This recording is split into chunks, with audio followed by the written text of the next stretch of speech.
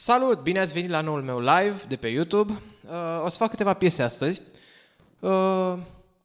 Unele dintre noile mele piese. Sper să vă placă ceea ce voi face în următoarele minute.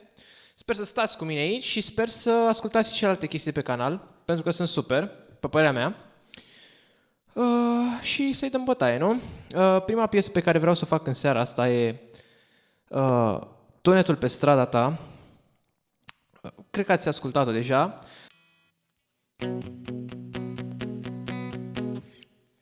Ok, acum sunt pregătit sau?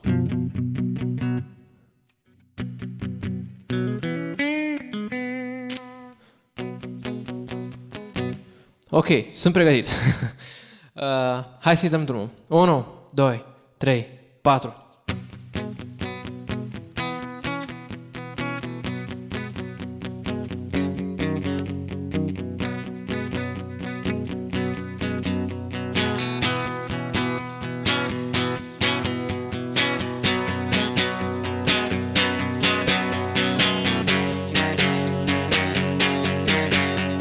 Hai iubire la plimbare, câte zile vara are, iar după rămâi la mine, fiindcă am auzit tunetul pe strada ta. Dacă seara nu ai treabă și dacă ai strada ne așteaptă și oricum poți sta aici. Lasă tunetul pe strada, tunetul pe strada, tunetul pe strada ta.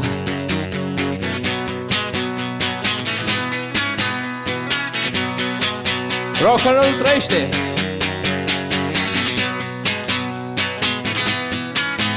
Tot timpul va trăi. Lasă-te dusă de var pe banchetă lângă mine. Trăiește viața ca un bar. Lasă totul să vină la sine și sunt sigur că o să fie bine. Că n-o să fim pe strada ta, fiindcă tatăl tău vine. El e tunetul pe strada, tunetul pe strada, tunetul pe strada, tunetul pe strada, tunetul pe strada ta.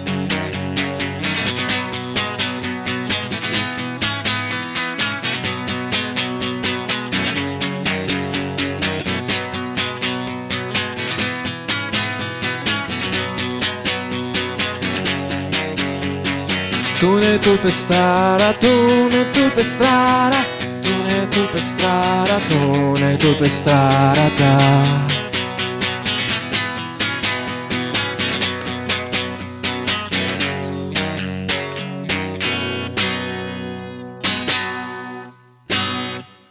Ok, sper că v-a plăcut. Asta este o piesă despre relația dintre un băiat și o fată și tatăl fetei, normal. Speram să fie mai lungă, nu? Ar fi fost interesant să fie mai lungă, să-i scriu versul în plus sau ceva, dar totuși, ce e bun e ținut în flacoane mici.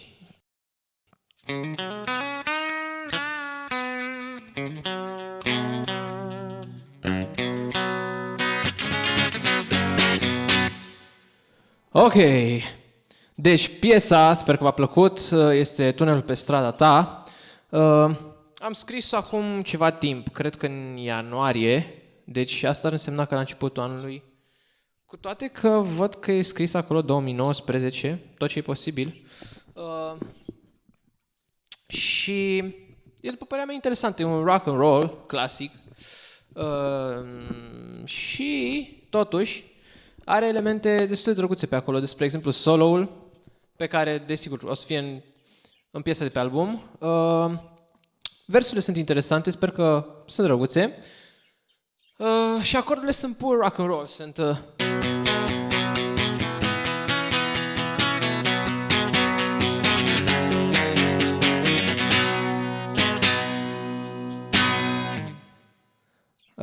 asta înseamnă că Elvis cânta înaintea mea chestiile astea. Asta înseamnă că The Beatles cântau înaintea mea chestiile astea. Și n-am reinventat în niciun fel roata, decât am făcut-o mai bună. am făcut-o mai bună, pentru că în România nu prea aveam chestii de-astea, din cauza că am trăit în comunism și tot felul de chestii, am trăit cumva peste era aceea, am trăit peste era muzicii care practic a născut muzica de astăzi. De aceea suntem un pic diferiți față de restul Europei, față de restul lumii și da, nu spun mai bine, mai rău, pur și simplu suntem diferiți, nu există mai bine sau mai rău. Dar totuși, încerc să aduc chestiile astea cu mine de fiecare dată când încep să cânt. Ok.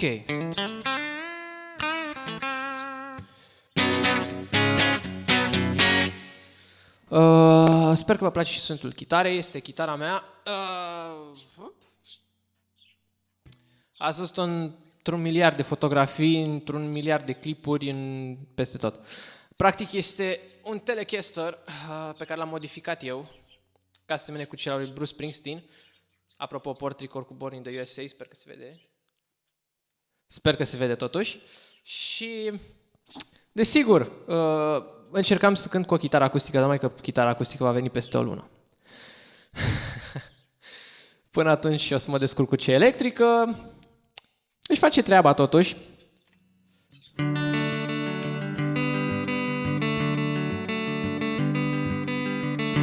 Sper că recunoașteți piesa.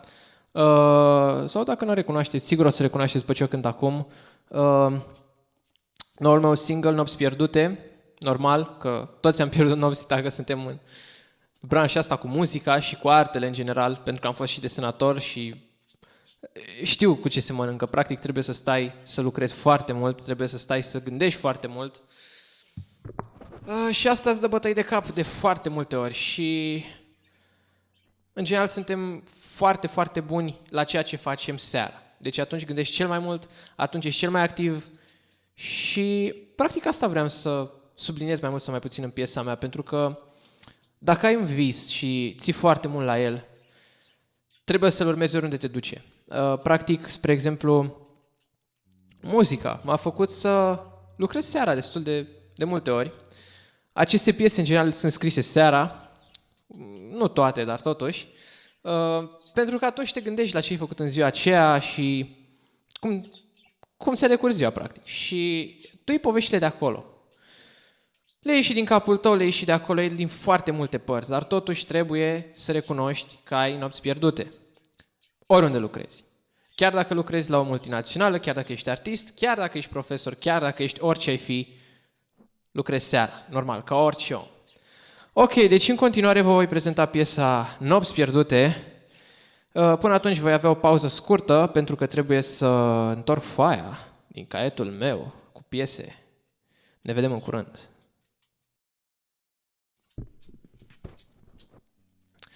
Ok, suntem înapoi, am dat foaia și acum o să cânt în continuare Nopți pierdute.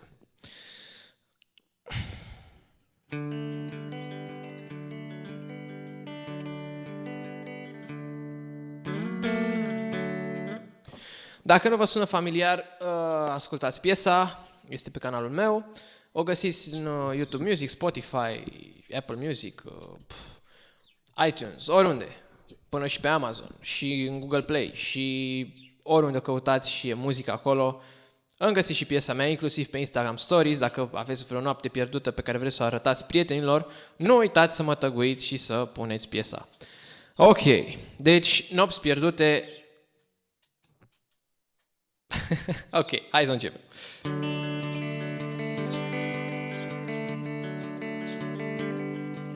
Lumini se sting, idei se aprind și eu sunt cu capul în furtună.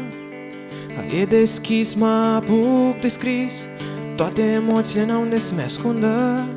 Arunc pe foi și vechi și noi, povești de iubire și din viață. Le iau cu mine și le țin bine în jachetă, în buzunarul din față. Nopți pierdute, nopți pierdute, nopți pierdute și un vis. Nopți pierdute, nopți pierdute, nopți pierdute m-au cuprins. Nopți pierdute, nopți pierdute, nopți pierdute și un vis. Nopți pierdute, nopți pierdute, nopți pierdute m-au cuprins.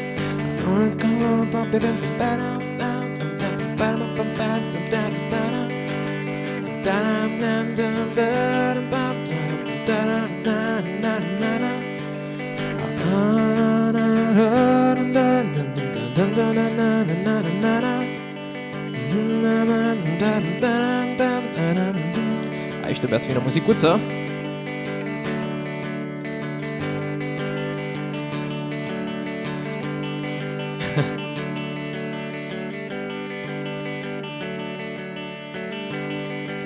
Viață de artist, seara sunt trist, însă dimineața o iau de la capăt.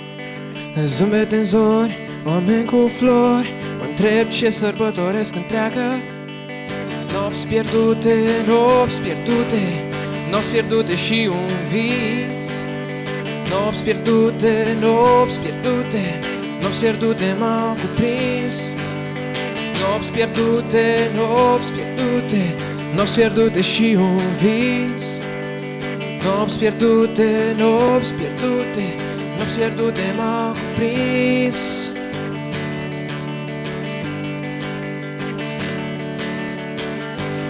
V-am zis, asta oamenii fac cele mai multe chestii atunci când pierd nopți. Orice în viață, dacă vă uitați, sunt făcute noapte. Toate gândurile bune sunt noaptea. Tot ce faci bine în timpul zilei vine noapte. Asta e piesa, despre asta e. Nopți pierdute, nopți pierdute, nopți pierdute și un vis. Nopți pierdute, nopți pierdute, nopți pierdute m-a cuprins. Lumini se sting, idei se aprind, dar sunt cu capul în furtună. Caiet deschis, mă apuc de scris toate emoțiile unde se mai ascundă. Nopți pierdute,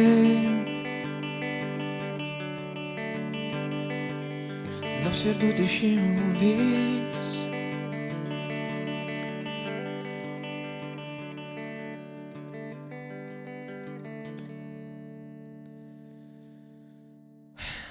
Vă mulțumesc.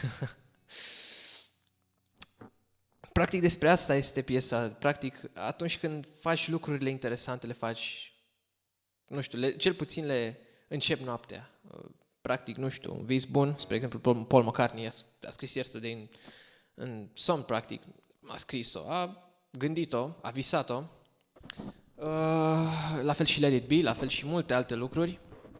Și nu numai, foarte mulți oameni inventivi, foarte mulți artiști au avut cele mai bune idei noaptea. Și ideea e că trebuie tot timpul să vă axați pe ceea ce vreți să faceți. Dacă vreți să faceți desen, faceți desen. Dacă vreți să lucrați pentru ceva, lucrați pentru acel ceva. Dacă vreți să cântați, lucrați. Nu trebuie să săriți peste nicio treaptă, practic, peste nicio etapă. Pentru că dacă săriți peste etape, nu veți ajunge unde vreți, nu o să fiți destul de pregătiți și o să ajungeți sus acolo și o să fiți ceva în genul. Mă uit în jos, dar nu mai am scară ca să cobor jos, sunt decât sus și sunt blocat aici. Și nu e ok. Trebuie să vă gândiți foarte bine înainte să faceți ceva și nu trebuie să săriți pașii. Asta e absolut totul în viață. La fel și la desen am fost la arte, cum v-am mai spus, și trebuie să înveți absolut tot. De exemplu, dacă Picasso desena și picta și făcea absolut tot ceea ce făcea în modul acela, pătrățos și diform, o făcea nu pentru că era mai ușor, probabil că și de asta, dar totuși el trebuia să știe absolut tot ce făceau mari artiști bine. Spre exemplu, el desena bine, desena ca oricare alt desenator, foarte realist, să zic, dar vroia să facă altceva. Și la fel și cred că toată lumea trebuie să abordezi lucrurile în stilul tău și trebuie să le faci după tine. Cât de diferit ar fi, trebuie să le faci să ajungi la ceea ce vrei să ajungi. Ok, încă o piesă vreau să fac și iau o pauză mică ca să pot să mă gândesc la ceea ce fac. Ok.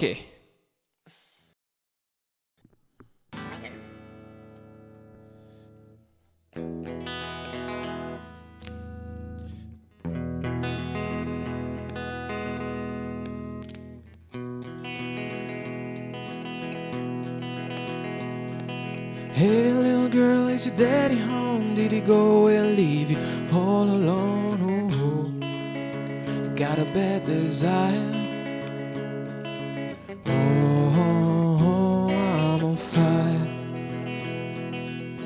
me now, baby, is it good to you? And can you do the things that I do? Oh no, I can take you higher. Oh, oh, oh, I'm on fire. Come on now.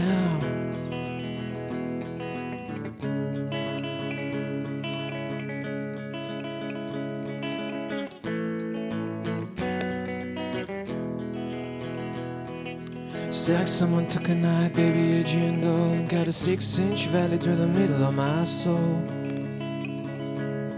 At night I wake up with a sheet soaking wet and a freight train run through the middle of my head. Only you can cool my desire.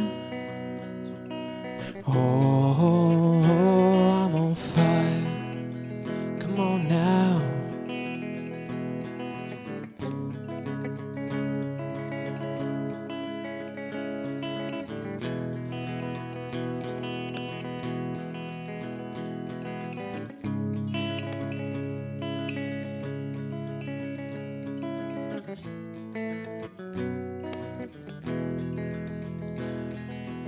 Oh, I'm on fire. Oh, I'm on fire. Oh, I'm on fire. Come on now. E a doua oară când o fac. N-am făcut-o niciodată și la chitară și la voce live. Dar asta e prima oară. Și îmi place. Dacă mai exersam puțin, poate și mai bine.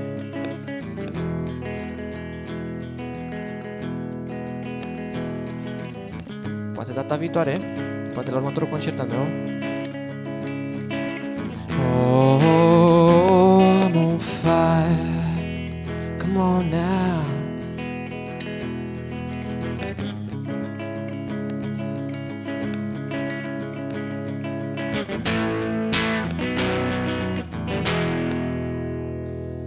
Wow, ce s-a întâmplat cu camera? De ce mă mai vede? Chiar de șocant sunt. Nu cred. Ok, am cântat 2 piese. Acum ce mai cântăm? M-am gândit că dacă tot se va sărbători un an de la Trem 41 Blues, de fapt s-a sărbătorit într-un fel sau altul zilele astea, se va sărbători cel puțin, cred că un an de la practic înregistrarea ei, dar compoziția a fost în ianuarie, la început de ianuarie, anul trecut, pentru că stăteam în stație și n-aveam ce să fac și mi-am dat seama că povestea tramvaiului ar fi foarte interesantă, cel puțin drumul meu până la liceu atunci. Ideea e că trebuie să iei toate mijloacele astea de transport, trebuie să te chinui atât de mult ca să poți să ajungi. Și e o experiență cam neplăcută și m-am gândit să documentez, pentru că de ce să nu o documentez? Ok, acum Trem 41 Blues, o să iau o pauză ca să schimb foaia, ca să pot să văd versurile din nou, pentru că n-am mai cântat de foarte mult timp. Ne vedem! Ok, n-am găsit foaia, dar o să improvizez, pentru că de ce nu? Așa că dacă greșesc vreun vers, nu începe să-mi spuneți, pentru că știu și eu că greșesc un vers. Începem acum.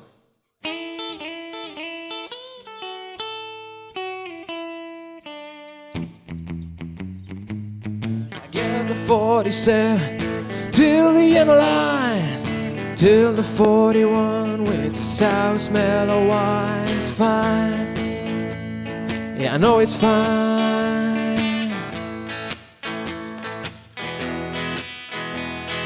I get the 47 till the end of line, till the 41 with the sour smell of wine. It's fine, yeah, I know it's fine. Oh yes, it's fine. I get the 47 and not a 25. He does his magic afterwards, can get the 149. It's fine, yeah, I know it's fine.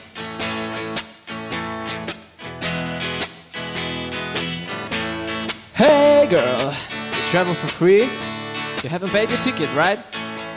All right now, you get a Trem 41 Blues. Yeah, everyday Trend 41 Blues. I get the 47 and not a 25. It does magic afterwards. Can get the 149, it's fine, yeah, yeah, yeah, no, it's fine, yeah, it's so fine. I know it's so, so, so fine. Hey, I know it's fine. Hey, I know it's fine. Hey, I know it's so, so fine.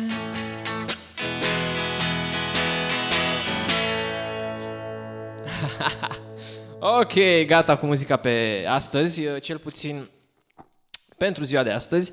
Probabil o să mai pun chestii șmechere pe YouTube, o să mai pun și acest videoclip minunat și multe altele. Uitați-vă și la filmul meu, care va apărea destul de curând, să sperăm. Probabil în iarnă, în primăvară, n-am idee. Poate mai spre ziua mea, n-am idee. Ideea e că va apărea cândva și va trebui să-l termin, doar că chitara mea nu vrea să vină. Și multe altele se întâmplă, n-ai ce să faci, trebuie să mai lucrezi și la alte chestii. Normal, am și un album de făcut, nu vă gândiți că e foarte ușor să faci un album. Ăsta e principiul pe care mergi, vrei să-l faci ca să-l asculti la final și să sune super și să te gândești, hei, ăla sunt eu. Și numai că ăla sunt eu, dar arăt și prietenilor și ceva, nu vezi, ascultă, ăla sunt eu. Și mai ales că îl fac singur, deci ăla sunt eu singur. Ok, vă mulțumesc pentru susținere, mulțumesc mult și vă salută și chitara mea. Ok, sunt Cosmin, vă salut și ne mai vedem în Cosmo Radio, ne mai vedem în film, ne mai vedem pe Instagram, ne mai vedem aici pe YouTube, ne mai vedem pe Facebook și peste tot pe unde mai vreți să ne mai vedem. Ok, salut, ne vedem!